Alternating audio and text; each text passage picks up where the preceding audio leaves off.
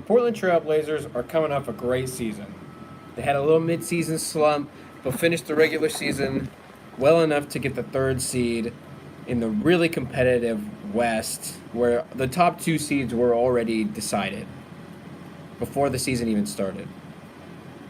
Damian Lillard, All NBA first team, in part because his defense was finally not a weakness in the final stretch to the third seed. The Blazers finished well enough for everyone to keep their jobs for now, but Paul Allen is not going to be looking to pay for a playoff sweep, especially when he's justifying Myers Leonard and the rest of Evan Turner's contracts. So because Lillard made All-NBA first team, he's eligible for the Supermax when his deal is up in 3 years. By then, he's going to be 31.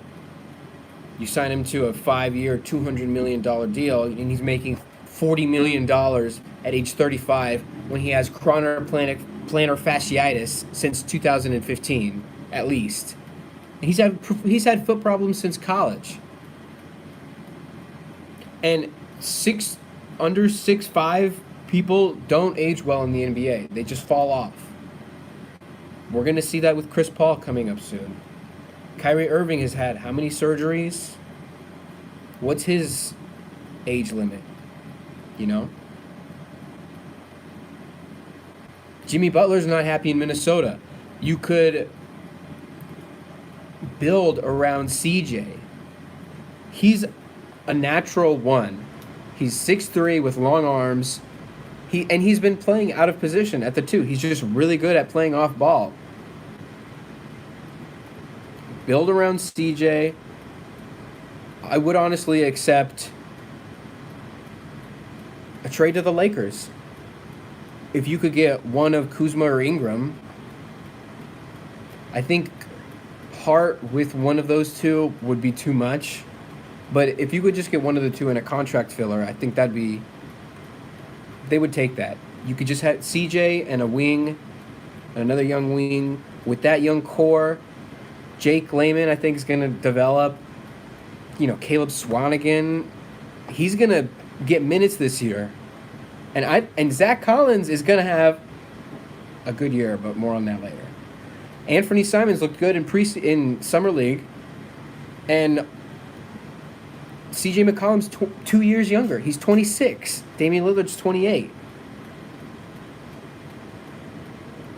You could hit the soft reset button and keep your job if you're Neil Olshey, because they barely kept all their jobs. Terry Stotts, if they don't get past the first round, Terry Stotts is not coming back as coach. And they might not get home court advantage this year anyways.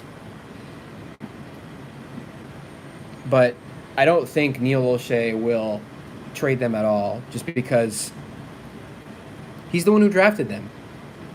And the odds of hitting a top 10 pick aren't very good anyways. And to hit 2 in almost back-to-back drafts,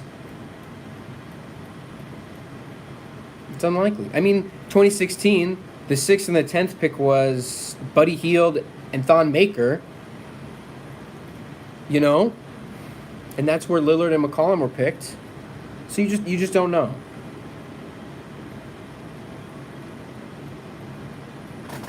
And you already have them under contract. They're happy. Just try and build around with them. But they get exposed. The matchups are too easy in the playoffs when you have two guys out there that are under 6'5". It's just, and they can't defend.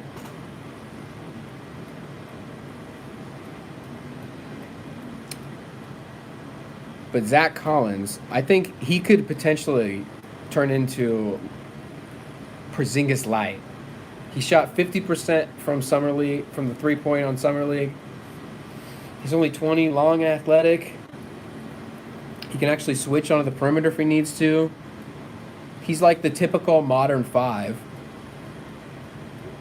And I think he's going to have a great year. He's going to have a breakout year. And don't get me wrong.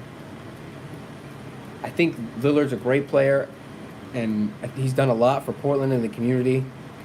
And even if they keep them, I think they can actually get out of the first round too.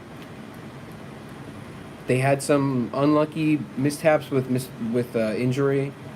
I think Harkless was banged up a bit. And Minu, but